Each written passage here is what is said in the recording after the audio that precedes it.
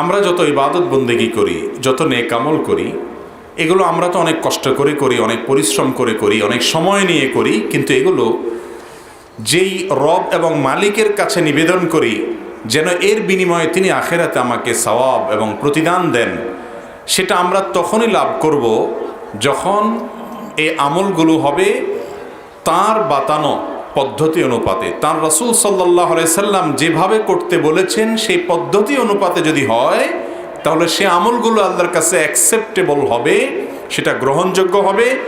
আর যদি সে আমলটা নবী করিম সাল্লাল্লাহু আলাইহি সাল্লামের সুন্নাহ অনুযায়ী না হয়, বরং আমাদের মন গড়া কোনো নিয়মে হয়, তাহলে সে আমল আল্লাহর কাছে গ্রহণযোগ্য হবে না।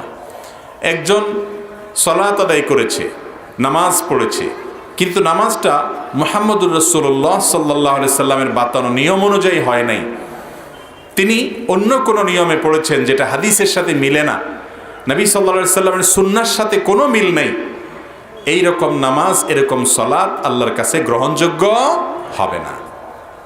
আল্লাহ রাব্বুল আলামিন আমাদেরকে যত আদেশ করেছেন, এই সমস্ত আদেশগুলো কিভাবে মানতে হবে তার ব্যবহারিক প্রশিক্ষক হিসাবে যুগে যুগে যেভাবে নবী রাসূল পাঠিয়েছেন, ঠিক তারই ধারাবাহিকতায় আমাদের প্রিয় নবী সাল্লাল্লাহু আলাইহি সাল্লামকেও পাঠিয়েছেন। তিনি শুধু প্রশিক্ষকই ছিলেন তা নয়, এটা তার একটি কাজ, আরও বড় মৌলিক কাজ তার ছিল।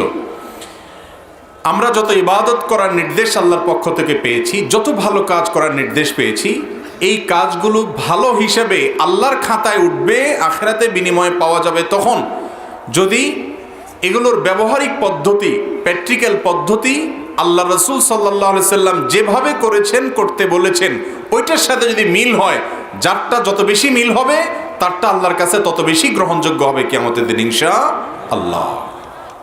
এই জন্যই কোরআনে হাকিমে আল্লাহ রাব্বুল আলামিন বারবার বলেছেন, আতিউল্লাহ ওয়া আতিউর রাসূল, তোমরা আল্লাহর আনুগত্য করো এবং রাসূলের আনুগত্য করো।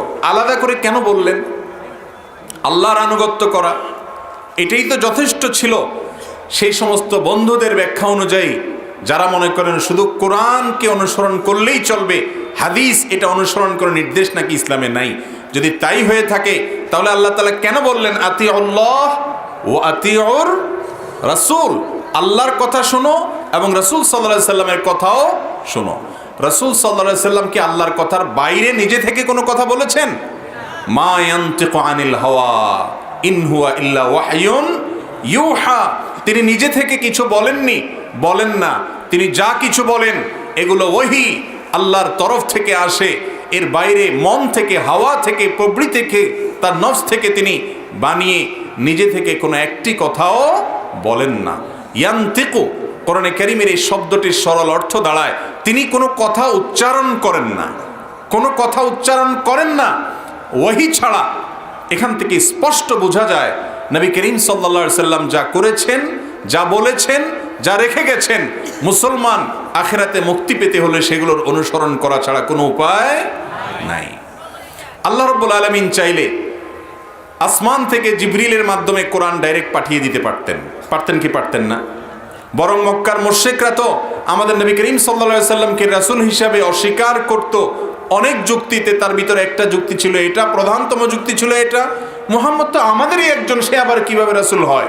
তারা তো আশা করেছিল, তাদের এক্সপেক্ট ছিল যে আসমান থেকে জিবরিল কিতাব নিয়ে আসবে, অলৌকিকভাবে আসবে, এটা আল্লাহর তরফ থেকে বোঝা যাবে। আল্লাহ তাআলা সেটা করেন নাই, কারণ কোরআন আল্লাহ তাআলা নাজিল করেছেন, নির্দেশ দিয়েছেন, সেটার ব্যাখ্যা বিশ্লেষণ করবার জন্য একজন ব্যক্তির প্রয়োজন। যুগে যুগে একই পদ্ধতিতে আল্লাহ তাআলা মানুষকে হেদায়েতের পথ দেখিয়েছেন। এই জন্য মুক্তির পথ সুন্নতে রাসূলের অনুকরণ, সুন্নতে রাসূল সাল্লাল্লাহু আলাইহি সাল্লামের অনুসরণ ছাড়া মুক্তির কোনো পথ খোলা নাই। আল্লাহ রাব্বুল আলামিন কোরআনে কারীমে বলেছেন, আল ইয়াউমা আকমালতু লাকুম দীনাকুম ওয়া আতমামতু আলাইকুম নিআমাতি, আজ আমি তোমাদের জন্য আমার দ্বীনকে পরিপূর্ণ করে দিয়েছি এবং আমার নেয়ামতকে তোমাদের জন্য আমি দিয়েছি পূর্ণতা দিয়ে আজ। ওয়া রাদিতু লাকুমুল ইসলাম দীনা, আর ইসলামকে তোমাদের জন্য দিন হিসাবে আমি সন্তুষ্ট হয়েছি, নির্বাচন করেছি, দিয়েছি। এটাই আল্লাহর পক্ষ থেকে মনোনীত দিন। এই আয়াত থেকে বোঝা যায় ইসলাম কি পূর্ণ হয়ে গেছে না কোনো পূর্ণতার বাকি আছে? কোনো ইবাদত, কোনো আমল, এটা যদি আপনি রাসূল করিম সাল্লাল্লাহু আলাইহি সাল্লামের পদ্ধতির চাইতে অন্য কারোর পদ্ধতি অনুযায়ী করাটাকে উত্তম মনে করেন, তার মানে ইসলামকে আপনি পরিপূর্ণ মনে করছেন না, সেজন্য ওইটাকে অন্য কারোর পদ্ধতি দিয়ে করলে পরিপূর্ণ হবে মনে করছেন। এটা প্রকারান্তরে ইসলামের পূর্ণতাকে অস্বীকার করা। এজন্য যে ব্যক্তি ইসলামের নামে এমন কোনো কাজ করে, এমন কোনো কথা বলে যেই কথা আসলে ইসলামে নাই, এটি আল্লাহর জমিনে সবচেয়ে ভয়াবহ অপরাধগুলোর মধ্যে থেকে একটি। এটাকে ইসলামী শরীয়তের পরিভাষায়, নবীজি সাল্লাল্লাহু আলাইহি সাল্লামের হাদিসের পরিভাষায় বেদাত বলা হয়েছে। কি বলা হয়েছে ভাই? বেদাত। এ সম্পর্কে নবী করিম সাল্লাল্লাহু আলাইহি সাল্লাম বলেছেন, ইয়াকুম ওয়া মুহদাসাতিল উমুর, তোমরা ইসলামের মধ্যে নতুন নতুন অনেক কথা শুনবে। নতুন কথা বলতে যেই কথাগুলো কোরআনে নাই, হাদিসে নাই, সালাফের যুগে নাই, কিন্তু ইবাদতের পদ্ধতিতে, ইবাদতের মধ্যে সংযোজন হিসাবে, নতুন ইবাদত হিসাবে অনেক আমলের কথা তোমরা শুনবে, যেগুলোর কোনো ভিত্তি, যেগুলোর কোনো গোড়া কোরআনেও নাই, হাদিসেও নাই, আমলে সাহাবাতেও নাই। এই রকম যে আমলগুলো তোমরা দেখবে, দেখতে সেগুলো ভালো আমল মনে হয়, সুন্দর আমলই মনে হয়, কিন্তু এই রকম আমলগুলো থেকে তোমরা বেঁচে থাকবে। ইয়াকুম ওয়া মুহদাসাতিল উমুর, ইসলামের নামে এই নতুন নতুন আমল যেগুলোর কোনো ভিত্তি কোরআন হাদিসে নাই, সেগুলোতে, নতুন মানে হলো কোরআন হাদিসে নাই, পরে এসেছে, এই আমলগুলো থেকে তোমরা বেঁচে থাকবে। প্রিয় নবী সাল্লাল্লাহু আলাইহি সাল্লাম বড় মায়া করে বলে গেছেন, ইয়াকুম, আরবরা, আরাবিয়ানরা আরবিতে কোনো কাউকে খুব ভালো করে সাবধান করার জন্য, খুব কাছের কাউকে বোঝানোর জন্য ইয়াক ওয়া ইয়াকুম এই জাতীয় শব্দ ব্যবহার করা হয়ে থাকে। এর মানে হলো তোমরা খুব সাবধান থাকবে, সতর্ক থাকবে। ইসলামের নামে নিত্য নতুন বিভিন্ন আবিষ্কার, বিভিন্ন লোকের মন গড়া বানোয়াট অনেক আমলের কথা শুনবে, যেগুলোর ভিত্তি কোরআন হাদিসে নাই। এগুলো থেকে তোমরা বেঁচে থাকবে। দেখতে যত ভালো হোক, এগুলো তোমাদের জন্য ক্ষতিকর। কারণ ফাইন্না কুল্লা মুহদাসাতিন বিদআহ, কারণ ইসলামের নামে যেগুলো পরে মানুষ আবিষ্কার করেছে, যেগুলোর কোনো ভিত্তি বা গোড়া না কোরআনে আছে, না বিশুদ্ধ কোনো হাদিস থেকে পাওয়া যায়, এগুলো সবগুলো হলো বিদআত, এগুলো সবগুলো হলো ইসলামের মধ্যে নতুন আবিষ্কার। ওয়া কুল্লু বিদআতিন দালালাহ, আর সকল বিদআতের ঠিকানা হলো, সকল বিদআত মানে হলো ভ্রষ্টতা। তুমি আমল করে জান্নাতে যেতে চাচ্ছ, বিদআত করলা মানে পথ হারায় ফেললা, ভ্রষ্ট হয়ে গেলা, বিপদগামী হয়ে গেলা, তুমি পথভ্রষ্ট হয়ে গেলা, জাহান্নামের দিকে চলে গেলা। ওয়া কুল্লু দালালাতিন ফিন্নার, আর সকল ভ্রষ্টতা, সকল পথ হারা এই ব্যক্তির ঠিকানা জাহান্নাম, এবং সে জাহান্নামে যাবে। এজন্য ইসলামের নামে যদি কোনো বেদাত করা হয়, যেটা কোরআন হাদিসে নাই, কিন্তু দেখতে ভালো লাগে, এ আমল করা যাবে? যত ভালো লাগুক, যত ভালো মনে হোক, ওইটা করতে যত তৃপ্তি লাগুক, কোরআনে যদি না থাকে, হাদিসে যদি না থাকে, কোরআন হাদিসের আলোকে যদি সেটা প্রমাণিত না হয়, সাব্যস্ত না হয়, করা না যায়, সম্পূর্ণ নতুন পদ্ধতি অথবা নতুন সংযোজন যদি হয়, সেটাকে নবী সাল্লাল্লাহু আলাইহি সাল্লাম বলেছেন এটা হলো গোমরাহি, বিপদগামিতা। দেখতে ভালো হলে কি হবে? এবং এটার ঠিকানা জাহান্নাম। আম্মা জান আয়েশা রাদিয়াল্লাহু তাআলা আনহা থেকে বর্ণিত বুখারীর একটি হাদিস রয়েছে ঐতিহাসিক। নবী করিম সাল্লাল্লাহু আলাইহি সাল্লাম বলেছেন, মান আহদাসা ফি আমরিনা হাযা, যে ব্যক্তি আমাদের এই ধর্মের মধ্যে, ইসলামের মধ্যে এমন কোনো কিছু সৃষ্টি করবে, এমন কোনো আমল সৃষ্টি করবে, মা লাইসা মিনহু, যেটা এই ধর্মে, এই ইসলামে নাই, অর্থাৎ কোরআনে নাই, হাদিসে নাই, ফাহুয়া রাদ, তাহলে সেটা প্রত্যাখ্যানযোগ্য। দেখতে যত ভালো হোক, সেটা করা যাবে। এই জন্য মুসলমান আমাদেরকে কিয়ামতের ময়দানে নেক আমলগুলোর সওয়াব পেতে হলে সেগুলো কোরআন হাদিসে আছে কিনা, এতটুকু অন্তত আমার ধারণা থাকতে হবে, নিশ্চয়তা থাকতে হবে। মন গড়া কোনো বেদাত, নতুন আবিষ্কার এটা করে জান্নাতে যাওয়া যাবে, বরং হাদিস থেকে বোঝা গেল ওটা জাহান্নামে যাওয়ার কারণ। মোহতারাম হাজরিন, আমাদের সমাজে অনেক ভাইরা আছেন যারা মনে করেন যে কাজটা তো ভালো, খারাপ কিছু তো আর করছে না। অনেক ভাই বেদাতে লিপ্ত, কিন্তু তার সপক্ষে যুক্তি দেওয়া হয় যে কাজটা তো ভালো। কাজটা ভালো না মন্দ এটা তো আপনি আমি বললে হবে না, ভালো এবং মন্দ বলতে হবে কোরআন এবং হাদিস। আপনি আমি যদি ভালো মন্দ বলার অধিকার রাখি, তাহলে কোরআন হাদিস কেন এসেছে? আমাদের অনেক ভাইরা বেদাত সম্পর্কে আলোচনা করলে একটা কমন প্রশ্ন ছুড়ে দেন, একেবারে কমন প্রশ্ন। সেই প্রশ্নটা হলো, হুজুর যে মাইকে ওয়াজ করতেছেন এটা কি রাসূলের যুগে ছিল?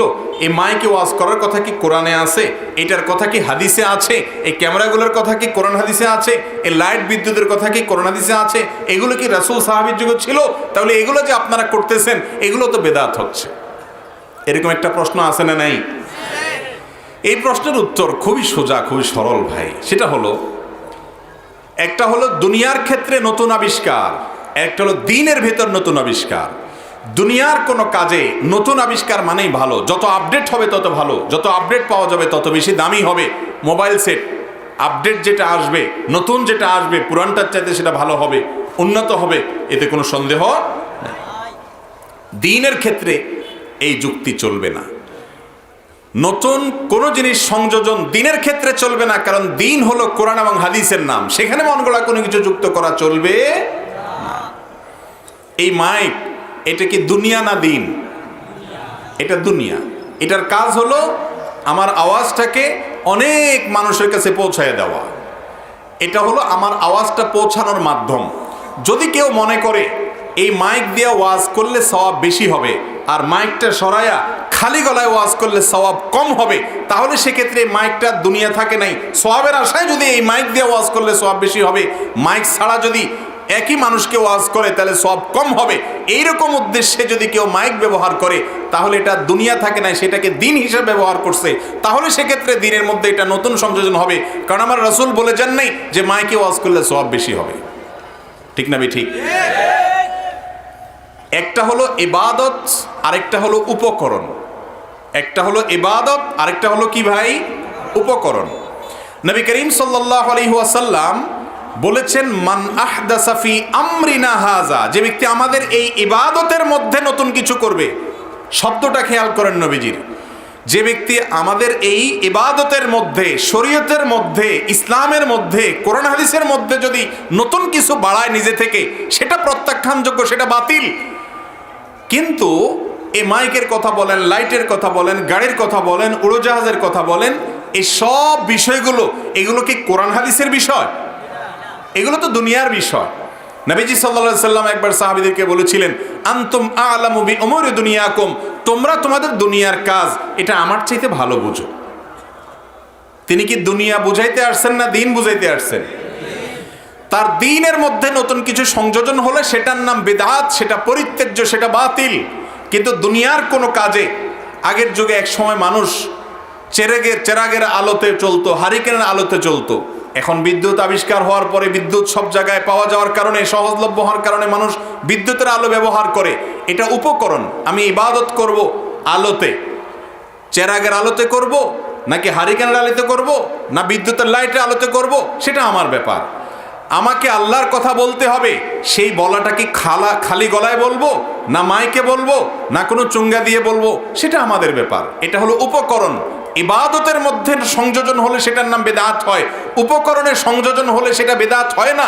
নবীজি সাল্লাল্লাহু আলাইহি সাল্লাম বলেন নাই যেই কোনো নতুন কাজ বেদাত, তিনি বলেছেন ইবাদতের মধ্যে, ইসলামের মধ্যে, ফি আমরিনা হাযা, আমাদের এই কাজের মধ্যে যদি কোনো কিছু যুক্ত করা হয়, সংযুক্তি হয়, সংযোজন হয়, সেটা বিদআত হবে। অতএব এই মাইক, উড়োজাহাজ, এগুলো নবী সাল্লাল্লাহু আলাইহি সাল্লামের আবিষ্কার। এই কাজে তিনি আসছেন দুনিয়াতে। তাহলে এখানে যদি কোনো সংযোজন হয় সেটা বেদাত হওয়ার প্রশ্ন একেবারেই অবান্তর, একেবারেই হাস্যকর প্রশ্ন। ভাইরা আমার, নবী করিম সাল্লাল্লাহু আলাইহি ওয়াসাল্লাম তিনি ঘোড়ায় চড়ে ওমরা করতে গেছেন, হজ করতে গেছেন, গাদায় চড়ে গিয়েছেন, উটে চড়ে গিয়েছেন, বিভিন্ন বাহনে চড়েছেন, সেগুলো এখন নাই। এই যে আপনি ওমরা বা হজে যাবেন, এটা হলো নির্দেশ, ইবাদত। কিভাবে যাবেন এটা হলো উপকরণ, মাধ্যম। কি পদ্ধতিতে যাবেন, কিসে চড়ে যাবেন, এটার নাম উপকরণ, এটা মাধ্যম, সেটা আপনার ব্যাপার। আপনি পায়ে হেঁটে যাবেন, না ঘোড়ায় যাবেন, না বিমানে যাবেন, সেটা আপনার খুশি। শরীয়ত সেখানে আপনাকে কিছু বলে নেই। শরীয়ত বলছে হজ করতে হবে। হজের মধ্যে যদি যায় বলেন যে না, এই কাজগুলো হাদিস কোরআনে আছে, আরেকটা কাজ করলে ভালো হয়, সেটাকে আপনি যদি সুন্নাতের মতো স্টাবলিশড করেন এবং বেদাতের সংজ্ঞায় পড়ার মতো করে করেন, তাহলে সেই কাজটা বেদাত হবে। তাহলে বোঝা গেল একটা হলো উপকরণ, আরেকটা হলো ইবাদত। এই দুটাকে এক করে ফেললে তখন বেদাতের সংজ্ঞা বুঝতে অসুবিধা হবে। নবীজি উপকরণের কথা বলেন নাই, তিনি ইবাদতের কথা বলেছেন। ইবাদতের মধ্যে নতুন কিছু যুক্ত করলে তার নাম কি হবে? বেদাত হবে। বাংলাদেশের একজন অনেক বড় আলেম ছিলেন, তাকে আজ তরুণরা চিনে না বললেই চলে। মুফতি ফয়জুল্লাহ রহিমাহুল্লাহ চট্টগ্রামের, যিনি সারা জীবন বেদাতের বিরুদ্ধে, শিরকের বিরুদ্ধে সোচ্চার ছিলেন, তিনি বেদাতের সংজ্ঞায় ফার্সি একটা পংক্তি বলেছেন, অসাধারণ লেগেছে আমার কাছে। তিনি বলেছেন, গায়রে দীরা দী সমর্দান বেদাতাস্ত, যেটা দিন না, ইসলাম না, সেটাকে ইসলাম মনে করলে সেটার নাম বেদাত হবে। এ লাইট, গাড়ি, বিমান, এগুলাকে কেউ ইসলামের কাজ মনে করে? অতএব এগুলো বেদাতের আওতায় পড়বে না। মুহতারাম হাজরিন, বিদাত কত জঘন্য অপরাধ, কত ডেঞ্জারাস অপরাধ, এটা বোঝার জন্য আমি ছোট্ট একটা উপমা দিই। উপমাটা হলো, আপনি দোকানে গিয়েছেন, আপনার কাছে টাকা নাই পকেটে, ক্ষুধা লেগেছে, দোকানদারকে বলেছেন, ভাই আমি অনেক বেশি ক্ষুধার্ত, বা এই সদাইটা আমার খুব দরকার, কিন্তু পকেটে টাকা নাই, তুমি আমাকে এটা বাকি দাও, অথবা আল্লাহর হস্তে একটু আমাকে এটা দাও। এমন কিছু চাইলেন যেটা দোকানদার চাইলে দিয়ে দিতে পারেন। দোকানদার যদি ভালো মানুষ হয়, দানশীল মানুষ হয়, মানুষের প্রতি আন্তরিক হয়, তাহলে এই দানশীল মানুষটা কিন্তু আপনাকে চাইলে, ঠিক আছে তোমার ক্ষুধা লাগছে, একটা কেক দিয়ে দিলাম, একটা স্যান্ডউইচ দিয়ে দিলাম, 2 পিস বিস্কিট দিয়ে দিলাম, একটা কলা দিয়ে দিলাম, সে ফ্রি দিয়ে দিলে দিতে পারে। ঠিক না বে ঠিক? কোনো টাকা নাই, বিনা টাকায় পাইলেও পাইতে পারেন। সাধারণত টাকার বিনিময়ে দেয়া হয়, টাকা ছাড়া দেয়া হয় না, কিন্তু কাউকে টাকা ছাড়া দিলে দোকানদার দিতে পারে, তার যদি দিলে মায়া হয়ে যায়। ঠিক না বে ঠিক? আবার একই কেস আরেকজনের জন্য ভিন্নভাবে ঘটেছে। তিনি দোকানে গেছেন, তার পকেটে কোনো আসলে টাকা নাই, অথবা আছে কিন্তু সে একটা জাল নোট নিয়ে গেছে। নোটটা জাল, নকল, আসল না। এটা বাংলাদেশ ব্যাংকের নোট না, এটা গোড়ায় নাই, এটা নকল, কেউ বানাইছে পরে। তো এই নোটটা নিয়ে দোকানদারকে সুন্দর করে দিয়া বলতেছে, ভাই আমাকে সদাই দাও, জুস দাও, আমাকে কেক দাও, আমাকে স্যান্ডউইচ দাও, বিস্কিট দাও, কলা দাও। সে সদাই কিনতে গেছে। তার ওই নোট ধরে যদি দোকানদার টের পায় যে এটা জাল টাকা, তাহলে কি বলবে? যে আহারে বেচারার কাছে হয়তো আসল টাকা নাই, সেজন্য জাল টাকা নিয়ে আসছে, থাক জাল টাকা দিয়েছে, তাতে কি, তাকে সদাইটা দিয়ে দিই, এরকম হবে? কি করবে? দোকানদার বলবে যে আচ্ছা ভাই বসেন। এদিকে 999-এ কল করবে, 999-এ কল করে বলবে, পুলিশ ভাই, কাস্টমার তো একটা পেয়ে গেছি, জলদি চলে আসেন। নকল টাকা সহ হাতে নাতে ধরা। আল্লাহ জানে কত মানুষকে ঠকাইছে এইভাবে এ নকলবাজ। পুলিশের হাতে উঠাই দিলে সদাই তো পাবেই না ওই নকল টাকা দিয়া, বরং ঠিকানা যাবে কোথায়? জেলখানায়, 17 শিকে। ঠিক না ভাই ঠিক? ঠিক একইভাবে আপনি যে আমলটা কোরআন হাদিসে আছে আসল, ওই যে বাংলাদেশ ব্যাংকের টাকার মতো গোড়া অরিজিনাল যেটা কোরআনে আছে, হাদিসে আছে, সে আমলটা আপনি করেন। আমল করতে পারেন নাই কোনোটা, আল্লাহর কাছে কিয়ামতের দিন যদি বলেন, আল্লাহ চেষ্টা করছি যতটুকু করার, কিন্তু আমার আমল নিয়ে আসতে পারে নাই, মালিক তুমি তো আরহামুর রাহিমিন, তুমি দয়া করে যদি জান্নাত আমাকে বিনা আমলেই দিয়ে দাও, দুনিয়ার কোনো শক্তি, সৃষ্টিজাত কোনো শক্তি নেই তোমার জিজ্ঞাসা করার যে তুমি কেন দিলা, কারণ তোমার জিজ্ঞাসা করার তোমাকে জিজ্ঞাসা করার অধিকার কেউ নাই, সব সৃষ্টি তুমি স্রষ্টা। এই কথা বলে যদি আল্লাহর কাছে বলে, আল্লাহ যদি তার কোনো বান্দাকে বলে, ঠিক আছে আমল টামল বেশি আনস নাই, ইমানটা ঠিক আছে, যা জান্নাত দিয়ে দিলাম, কারোর বাপের ক্ষমতা আছে কিছু বলার? ওই যে দোকানদার যেরকম তার সদাই একজনের টাকা নাই, তাকে চাইলে দিয়েও দিতে পারে। ঠিক একইভাবে আপনি যদি মেইন আসল নকল আমল বাদ দিয়ে আসল আমলটা যদি করেন, ইমানটা ঠিক রাখেন, আমল কম থাকলেও আল্লাহর কাছ থেকে জান্নাত পাইতেও পারেন, যদিও আমলের বিনিময়ে জান্নাত হবে, আল্লাহ চাইলে কাউকে দিয়েও দিতে পারেন, সে সম্ভাবনা কিছুটা আছে। আবার তাই বলে আমল ছেড়ে দিয়ে বসে থাকেন না যে আল্লাহ তো দিয়ে দিবে, হুজুর বলছে। আল্লাহ তাআলা আমলের বিনিময়ে দিবে কাউকে। ওই যে দোকানদার তো টাকার বিনিময়ে দেয়, হঠাৎ কাউকে দিলে দিতে পারে, আল্লাহও চাইলে কাউকে দিতে পারেন, আল্লাহর এখতিয়ার আছে। কিন্তু যদি আপনি ওই নকল টাকাওয়ালার মতো নকল টাকা নিয়ে যান, সদাইয়ের পরিবর্তে যদি জেলখানায় যান, একইভাবে ইসলামের নামে যদি এমন কোনো আমল নিয়ে যান যে আমলটা কোরআন হাদিসে নাই, ওই বাংলাদেশ ব্যাংকের নোটের মতো না, এটা জাল, এটা ভিত্তিহীন বানোয়াট, মানুষের বানানো, রাসূল সাল্লাল্লাহু আলাইহি সাল্লামের দেওয়া আমল নয়, এই আমলটা বেদাতের সংজ্ঞায় যদি পড়ে যায়, তাহলে এটা জাল টাকার মতো। এটা নিয়ে কিয়ামতের ময়দানে মুছে তেল দিতে দিতে যাবেন যে ঠেকায় কে, এবার এত আমল নিয়ে আসছি। আর আল্লাহ রাব্বুল আলামিন তখন যখন দেখবেন যে আল্লাহ তো জানেন সব কিছু, যে সব তো নকল, কিছু আসল আছে কিন্তু কিছু নকলও আছে। এই নকল আমল দেখে ওই নকল টাকার মতো কোথায় যাবে সেটা আমার কথা না, নবীজির কথা। ওয়াকুল্লা বিদআতিন দালালাহ ওয়াকুল্লা দালালাতিন ফিন্নার। সকল বিদআত, সকল জাল আমল, নকল আমল যেটার কোনো ভিত্তি কোরআন হাদিসে নাই, এটা গুমরাহি, পথভ্রষ্টতা। আর এই পথভ্রষ্টতা জাহান্নামে নিয়ে যাবে, অর্থাৎ এই আমলের মাধ্যমে জাহান্নামে যাবে। ওই যে 14 শিখে যাবে সে সদাই তো পাবেই না, ওই আমল দিয়ে সওয়াব তো পাবেই না, উল্টা আরো গুনাহ হয়ে সে জাহান্নামে যাবে। আল্লাহ তাআলা আমাদেরকে বেঁচে থাকার তৌফিক দান করুন। বেদাত থেকে বেঁচে থাকার চেষ্টা করব তো ইনশাআল্লাহ। ভাইরা আমার, এই নকল আমল এটা আমাদের সমাজে আছে। এগুলো নিয়ে বলতে গেলে অনেক মুরব্বীরা বুঝেন না। ওনারা রাগ করে বলেন কি, বলেন যে কি হুজুর বাইর হয়েছে আজকাল, বলো যে এটা সঠিক না, এটা ভুল, ওইটা বেদাত। ভাই, বেদাত মানেটা কি? সংজ্ঞা তো অনেক বলেছি, এটা একটা সরল বাংলায় গ্রাম্য একটা সংজ্ঞা বলি। বেদাত এটাকে আপনি যদি বাংলায় বলেন তাহলে তার অর্থ হয় দাঁত ছাড়া। বেদাত, দর উপরে চন্দ্রবিন্দু দিয়ে দেন। বেদাত মানে কি? দাঁত ছাড়া। আর দাঁত ছাড়া মানে এটার কোনো গোড়া নাই আর কি। কোরআনে নাই, হাদিসে নাই, দাঁত নাই, এটা আলগা আলগা উপর দিয়ে ভাষা ভাষা আছে, এটার গোড়া নেই। এটা যদি আপনি করেন সওয়াবের আশায়ও সওয়াব পাবেন না। বাবারা, যারা বেদাতের কথা শুনলে আপনারা রাগ হয়ে যান, আপনাদের বোঝার জন্য বলি, আমরা যখন খেতে চাষ করি তখন শুধু ধান গাছ, ফসলের গাছ হয় নাকি সাথে আগাছাও হয়? আগাছা হয় না আপনাদের এলাকায়? নাকি শুধু ফসলের গাছই হয়, আগাছা হয় না? আগাছা যখন হয় ওইগুলো আপনারা কি করেন যে আহারে এগুলো তো ফসলের মতোই তো দেখতে, একই রকম, তাই না? আসলটার সাথে নকলটাও আছে, সেগুলো আপনারা রেখে দেন। রেখে দিলে ফসল ভালো হয়। কি করতে হয়? সেগুলা তুলে তুলে, যাতে করে আবার ফসল না ওঠে, সাবধানে শুধুমাত্র সেগুলোকে তুলে তুলে কি করতে হয়? ফেলে দিতে হয়। আপনি যখন ইসলামের কাজ করবেন, ইবাদত বন্দেগী করবেন, কোরআন হাদিসের অরিজিনাল আমলের সাথে কিছু ডুপ্লিকেট, কিছু ভেজাল আমল শয়তান বিভিন্নভাবে ঢুকায় দিবে সমাজের মধ্যে। এই আমলগুলো ওই আগাছার মতো, এগুলোকে যদি পরিষ্কার করে ফেলে দেন, আপনার সুন্নতি আমলগুলোর মধ্যে বরকত হবে, ফসল ভালো হবে ইনশাআল্লাহ। আর যদি ওইগুলো রেখে দেন তাহলে আপনার ফসল ধ্বংস করে দিবে, আপনার ক্ষেত ধ্বংস করে দিবে, আপনার চাষাবাদ নষ্ট হয়ে যাবে, আপনার আমল নষ্ট হয়ে যাবে। এই জন্য দেখতে বেদাত কিন্তু ওই যে আগাছা, যেরকম ধান গাছের মতো, ধান গাছ ক্ষেতের মধ্যে যে আগাছা হয়, এগুলো দেখতে অনেকটা ফসলের মতো না, সবুজ শ্যামল, ওটার সাথে মিশে থাকে না? ঠিক একইভাবে আমাদের সমাজে বেদাতগুলো এরকম এগুলোর সাথে মিশে আছে।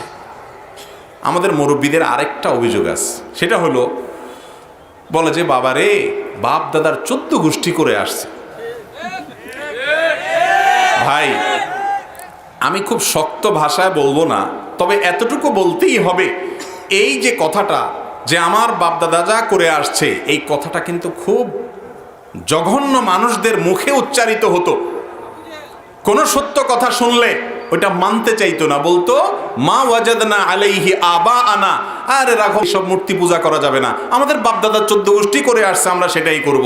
তাহলে অন্ধের মতো বাপদাদার অনুসরণ করা যাবে না।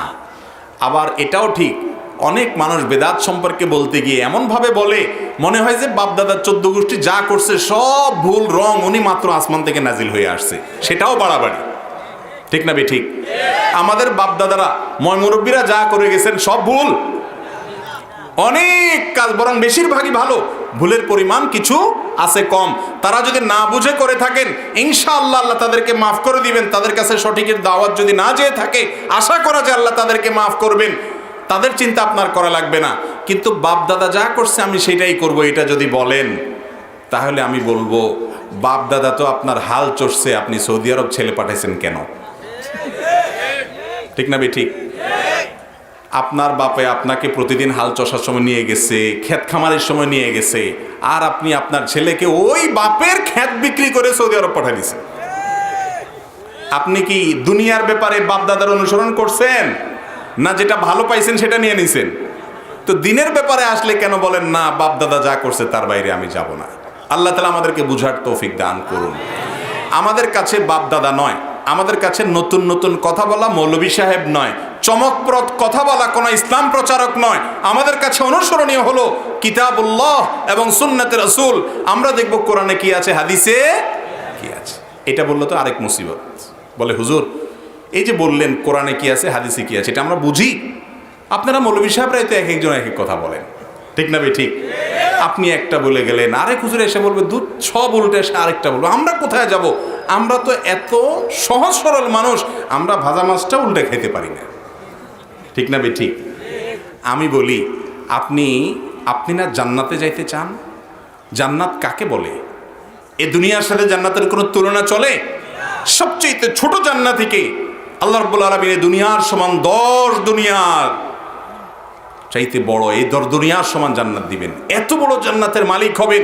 আরদুহাস সামাওয়াতি ওয়াল আরদ, নমণ্ডল ভূমণ্ডলের যে দৈর্ঘ্য, এরকম দৈর্ঘ্যের জান্নাত যেখানে দেওয়া হবে আল্লাহ তাআলা দিবেন। সেটা আপনি আল্লাহর কাছে আশা করেন, আর কোনটা ভালো কোনটা মন্দ এটা বোঝার জন্য একটু মাথা দিতে রাজি না। অথবা সে আপনি লোকটাই হয়তো লেখাপড়া জানেন না, অথবা কোনো একটা কাগজপত্র বুঝেন না সেটা ঠিক আছে কিনা, জমি আপনার নামে রেজিস্ট্রি হয়েছে না অন্য কারোর নামে রেজিস্ট্রি হয়েছে, ওই দলিলটা নিয়ে 10 জনের কাছে যান, 12 জনের কাছে যান, বৌমার কাছে যা বলেন, বৌমা তুমি তো পড়ালেখা করছো, দেখি পড়ো তো দেখি কি লিখছে, আমার নাম আমার বাপের নাম ঠিক মতো আছে কিনা। বৌমা বলে দিছে, এরপর আপনার মন ভরে না, আরে কি বলছে না বলছে আল্লাহ জানে। আবার আরেকজনের কাছে নিয়ে যান, নিয়ে বলছেন বাবা তুমি না মেট্রিক পাস করছো, একটু পড়ো তো দেখি দলিলটা কি লিখছে। এই কাজটা আমরা করি না?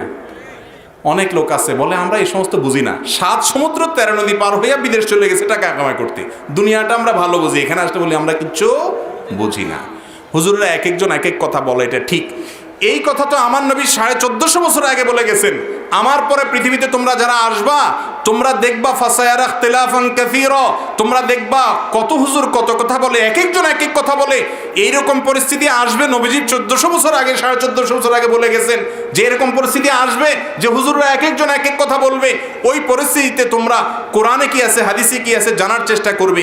তোমার কাজ হলো একজন আলেম কোরআন দিয়ে হাদিস দিয়ে যদি বলে থাকে তুমি আমল করবে। ওই আলেম যদি বলতে ভুল বলে মিথ্যা বলে তিনি আল্লাহর কাছে দায়ী হবে, তোমার মুক্তি হয়ে যাবে। কিন্তু তোমাকে অনুসরণ করতে হবে কোরআন এবং হাদিসের। কোরআন হাদিস দিয়ে যদি না বলে, কোরআন হাদিস থেকে যদি প্রমাণিত না হয়, মন গড়া ভিত্তিহীন যদি কিছু হয়, সেটা যদি তুমি গ্রহণ করো তার দায় তোমার হবে।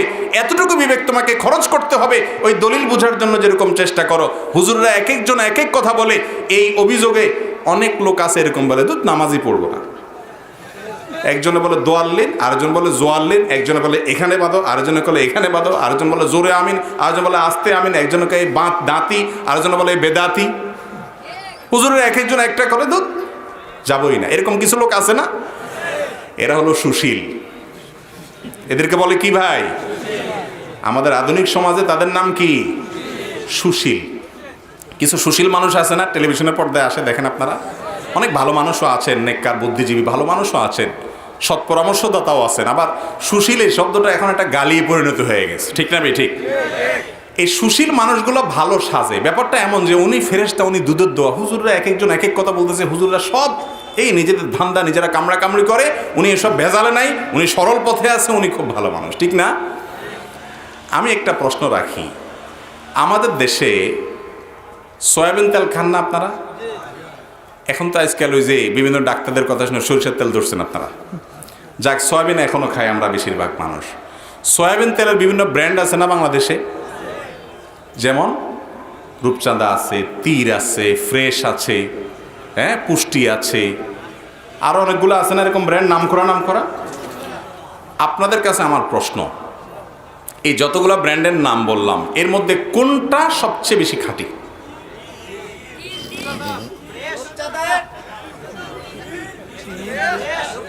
ফ্রেশ, হ্যাঁ। বসুন্ধরা, তীর, রূপচাঁদা, আর নাই পুষ্টি, হ্যাঁ, সুরেশ। আচ্ছা, কাজ হয়ে গেছে। এবার শুনেন আমার কথা। আমি শুধু প্রশ্ন করলাম যে তেল কোনটা খাঁটি। আপনারা এখানে যতজন ভাবখানা এমন ততগুলা মাযহাব এখানেই হয়ে গেছে, ঠিক না ভাই? ঠিক। আপনারা এক একজন এক একটা বলতেছেন ভাই, অথচ এই তেল কোম্পানির সবাই তার বোতলের গায়ে লেখে 90 ভাগ খাঁটি। এটা লেখে না? কি বলেন? আপনারা তেল ক্যান দেখেন না বোতল গায়ে কি লেখা? কি লেখা আছে? 80 ভাগ খাঁটি লেখা থাকে। কি থাকে লেখা? 100 ভাগ খাঁটি লেখা থাকে। ঠিক না বে ঠিক? আজ পর্যন্ত কোনো তেলখোররে দেখছেন? আমরা সবাই তেলখোর, তেল খাই। এমন কোন তেলখোরকে দেখছেন আজ পর্যন্ত যে রাগের চোটে বলছে এটা কেমন কথা ভাই? তিরালা বলে আমারটা 100 ভাগ খাঁটি, পুষ্টি এলাকা আমারটা 100 ভাগ খাঁটি, বসুন্ধরা আমারটা 100 টাকা খাঁটি, ফ্রেশ এলাকা আমারটা 100 টাকা খাঁটি। এক একজন এক এক কথা বলে, এ বলে এটা খাঁটি, আমি কোনটা কিনবো, কোন দিকে যাবো, তার তেলই খাবো না। এরকম কোনো মানুষ দেখছেন? এর নাম শেয়ানা পাবলিক। আমি যে সুশীল বলছি, সাদে বলছি? এই জায়গায় কি করতে হবে, এক একজন এক একটা বলতেছে, তাহলে আমার এখন কি করতে হবে এটা আমরা ঠিকই বুঝি। এখানে আমরা এটা বলি না আমি কি পুষ্টিবিদ, আমি কি খাদ্য শক্তি সম্পর্কে বিশেষজ্ঞ কেউ, এটা নিয়ে কি আমার কোনো পড়াশোনা আছে, গবেষণা আছে, আমি কি জানি কোনটাতে শতভাগ খাঁটি আছে না আছে, আমার কাছে কি কোনো ল্যাব আছে পরীক্ষা করার, আমি কিভাবে বুঝবো? হুজুর আপনি যে বললেন যেটা ভালো হয় চেক করে যাচাই করে খান, কিভাবে খাবো? এতজন এত কথা বলে, আমি তো বুঝিও না কোনটা ভালো, কোনটা শতভাগ, কোনটা 90 ভাগ, কোনটা 95 ভাগ, আমি কিভাবে যাচাই করবো? তো আমি তেলই খাবো না। এই কথাটা আপনি বলেন না। আপনি কি করেন আমি বলি। আপনি প্রথম নতুন বিয়ে করার পরে যখন সংসার করেন, বাপ মা আলাদা ঘর তুলে দেয়, এতদিন বাপের হোটেলে খাইছেন, উনি তেল কিনছে, আপনি কিনেনও নাই, টং টং করে শুধু টোটো কোম্পানির ম্যানেজারই করছেন আর খাইছেন। এখন বিয়ের পরে যখন হাঁড়ি পাতিল দিয়ে আলাদা সংসার করে দিছে, এবার আপনি বাজারে যান, বাজারে যাইয়া এবার তো বিপাকে পড়ে গেছেন। সারাদিন টোটো করে বাইরে ঘুরছেন, মা কি তেল দিয়ে রাঁধছেন আর রাঁধছে হুঁশো নাই। এবার বাজারে যা দোকানদারে বলছেন ভাই তেল দেন, দোকানদার কোনটা দেবো, ক্যারি কোনটা মানে আপনার হুঁশ নেই, কথার কথা। তো এবার আপনি বলতেছেন, চিন্তা করলেন যে অনেকগুলো আছে, সবগুলার গায়ে 100 ভাগ খাঁটি লেখা আছে, আচ্ছা একটা নেন, নিয়ে খায়া নতুন সংসার, বউরে বলেন রান্ধো দেখি কি হাল, বেডে বুটবাট ফুটপাট করে কিনা, কতটা শ্যুট করে এবং দামেও বনে কিনা, সব ঠিকঠাক আছে না। এটা শেষ হয়ে গেছে, আর বউ আবার তেল আনতে বলছে, আপনি বাজারে যাই বলছেন আগের বার এক ব্র্যান্ড কিনছি, এবার আরেকটা কিনি দেখি কি হাল। এবার এনে সেটা দেখেন, এভাবে কয়েকটা দেখার পর আপনার কাছে মনে হয়েছে না, টাকায় পয়সা দামে পড়তায় আমার শরীরের সাথে শ্যুট করা সব কিছু মিলায়া মাশাআল্লাহ এই ব্র্যান্ডটা আমার কাছে ভালো লাগে, আপনি সেটা খাওয়া শুরু করেন। ঠিক না বেটি? আচ্ছা আরেকটা প্রশ্ন করি, অনেকগুলো সিম কোম্পানি আছে না আমাদের দেশে, গ্রামীণ ফোন আছে, রবি আছে, এয়ারটেল আছে, হ্যাঁ বাংলা লিংক আছে, টেলিটক আছে, আর লাগবে না, মানে কয়েক মাযহাব বানানোর ব্যবস্থা হয়ে গেছে, আমার রসদ পেয়ে গেছে। আচ্ছা এবার যদি আপনাদেরকে জিজ্ঞাসা করি, এখানে এক কথায় উত্তর দিবেন, ইখতিলাফ করতে পারবেন না, কোন কোম্পানির সিম বেশি লাভজনক এবং ভালো?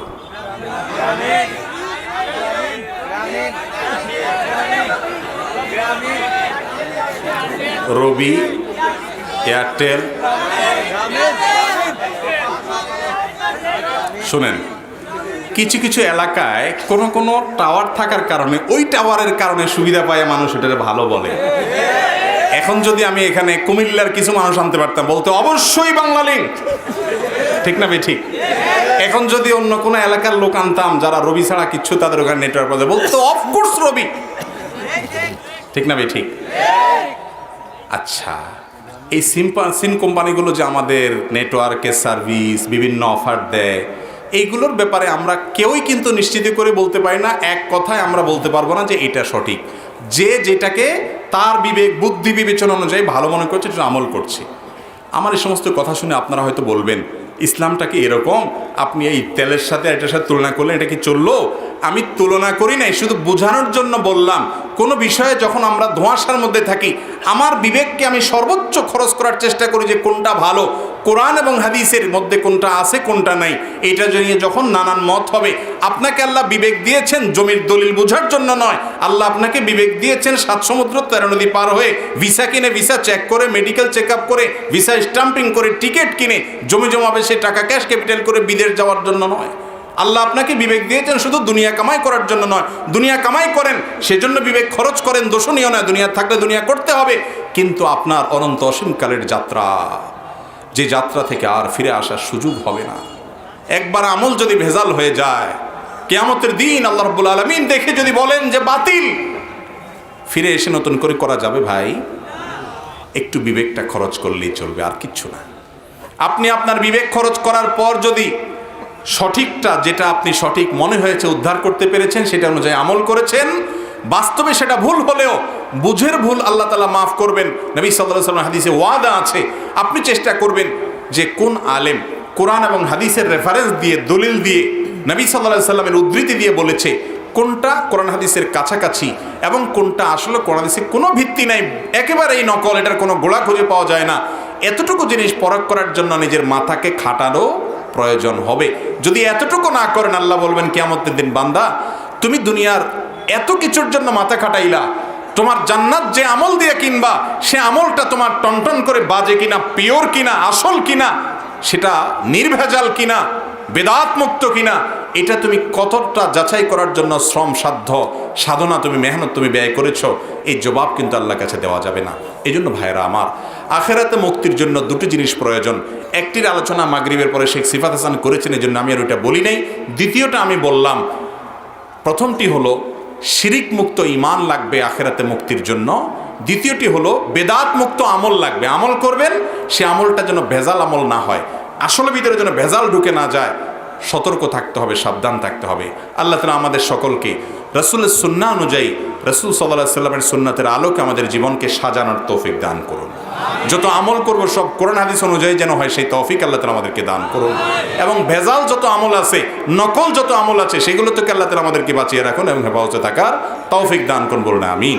হাদা ওয়া সাল্লি ওয়া সাল্লিমু আলা নবিয়িনা মুহাম্মদ ওয়া জাযাকুমুল্লাহু খায়রা।